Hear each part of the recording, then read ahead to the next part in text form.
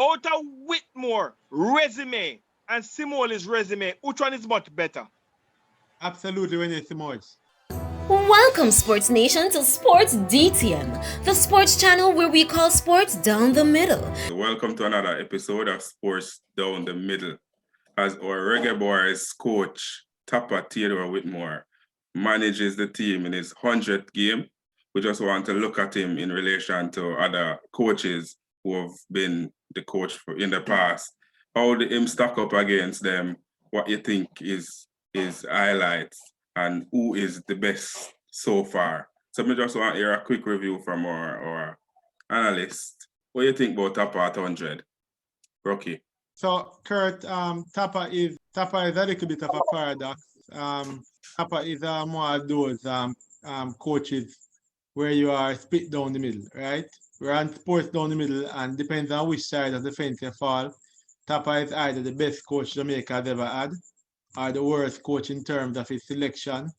You know, a lot of people have questioned Tappa's ability to coach, but you don't get 100 games without actually knowing a little bit about coaching. And so far, Tappa has done quite well. He has had some selection issues, some challenges in that regard. But all in all, we can look at Tappa's record and recognize that he has actually done more positive than he has done negative. You know, his results, positive results, he has had 52 wins, 16 draws, 32 losses. That's a positive result in 68% of his games. In other words, he wins every other game. And on the negative side, it's just 32%. He's the only coach to have won against the US in Jamaica. He has made the Gold Cup final. He has worked with multiple assistant coaches. But of course, he has also worked with more professional players. And of course, there's scope for him to develop with the local players. Again, there are some challenges in terms of how he sets up his team, but all in all, he has a pretty good record. And so we have to hail Tappa at 100. Eddie, your views on Whitmore as a coach in comparison to the others? All right, Tappa, you either love him or you hate him. I think he has done pretty well. As Brocky said, 52% win percentage, winning every other game. Losing 32, but I think at this stage, we played against better opposition. We played in the Gold Cup, we entered in the Copa America as well. So we had some high quality games to play. So I guess he has done well over the 100 games thus far. Comparing him with the others, I'll still give him the edge based on the win percentage. Balak, let me hear your views on the Whitmore records now.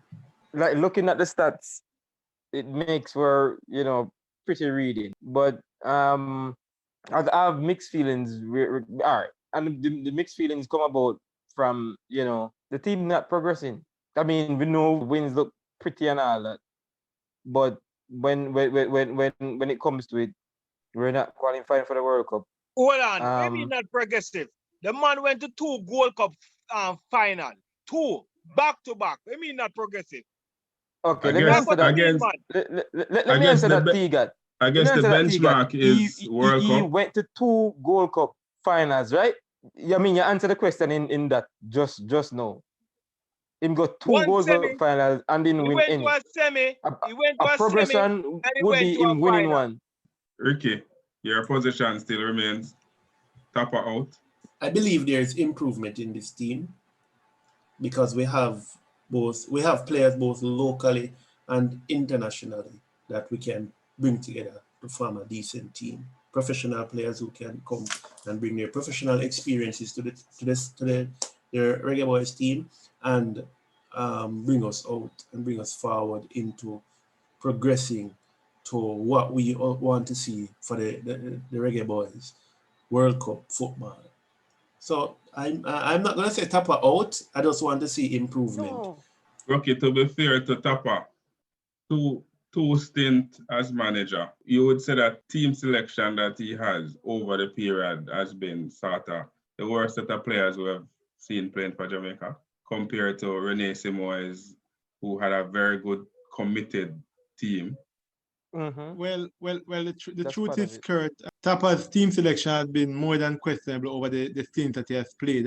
He has obviously over time continuously flattered to deceive us in terms of selecting the right teams and just being consistent in having a straight team. We heard Leon Bailey earlier on in the year coming out and saying that we just need to pick a team and stick to it.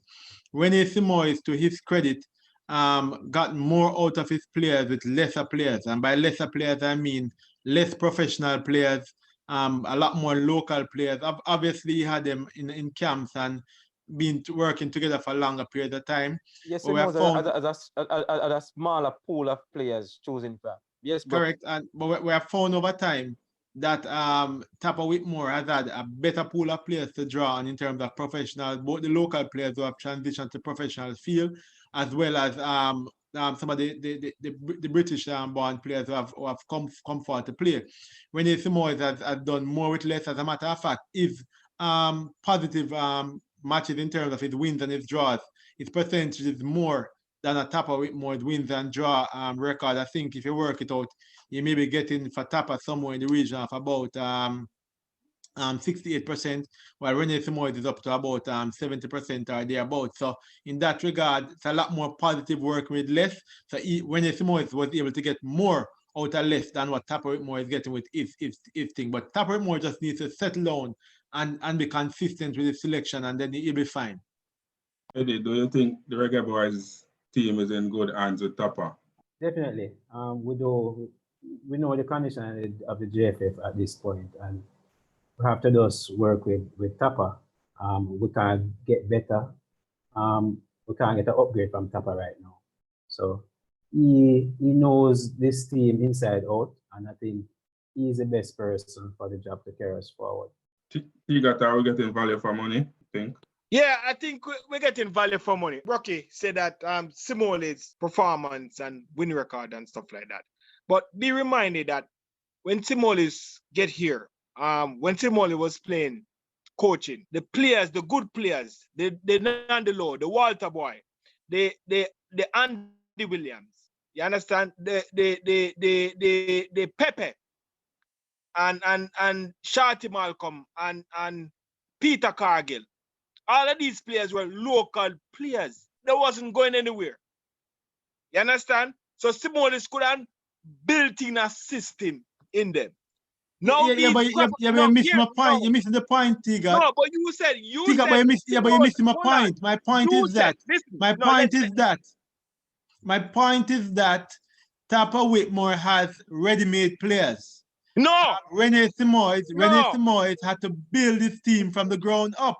All right. Tappa Whitmore went and he's cherry picking. All Renee right, Simoes doesn't have a Raven Morrison to pick up. Okay, he doesn't have a Bobby Reed. Hold on. He had to build his team from the ground up. Hold on. All right. I put this to you. Do you disagree with that? Hold on. Do you disagree with that? I put this to you. Remember Dean Burton? He got the chance to cherry pick Dean Burton. Hold on. Dean Burton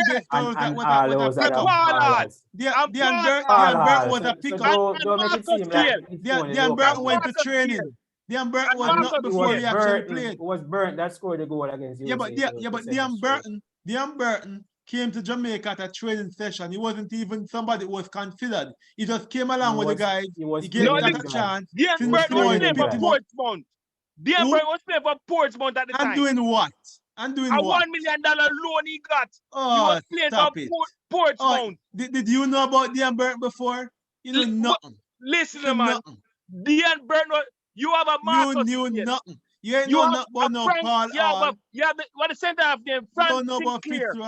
You have a Frank Sinclair. Come on, man. You have a whole professional on the team. You had a lot of professional team. When did they come on? They came on at the latter part. What? The second round? Which is the more crucial round? They came at the latter part. 2 rounds. They came and played 2 rounds. 2 rounds.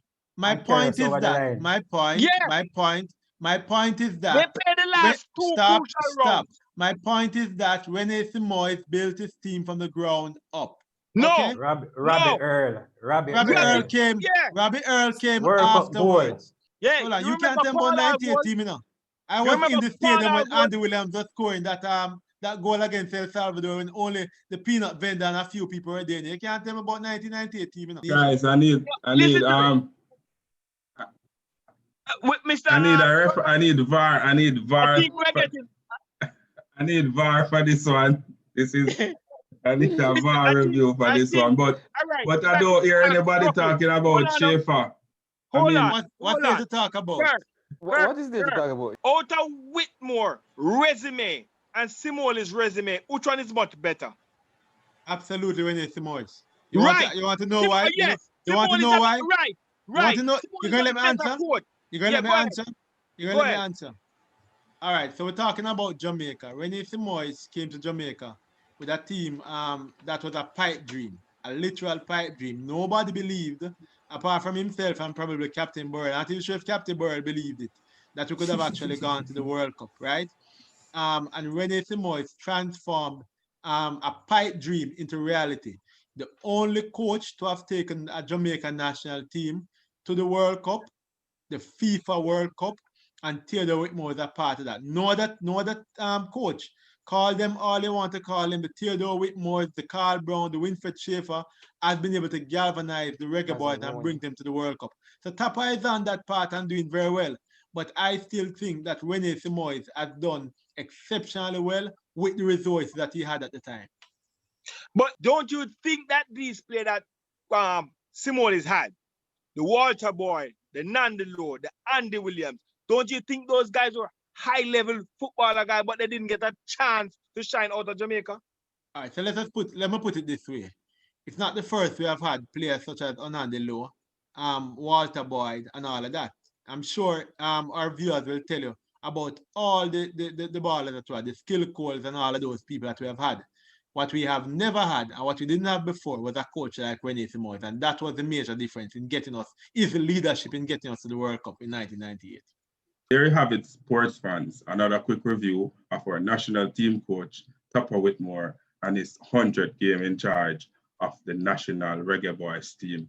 We want to wish Tappa Whitmore all the best in his future matches, and we're so looking forward to visiting the National Stadium to watch the Reggae Boyz qualify for the World Cup. So Sports DTM is asking Tappa and the National Football Program to make this a reality. If you think Tappa is the best coach, just leave your comments in the section below. The analysts are still split down the middle as to who has the best records. So I want to hear from you, our fans, who you think is the best coach for the National Reggae Boyz football team. So like, subscribe, follow, tell a friend to come on this program and like, subscribe, and follow. Bless.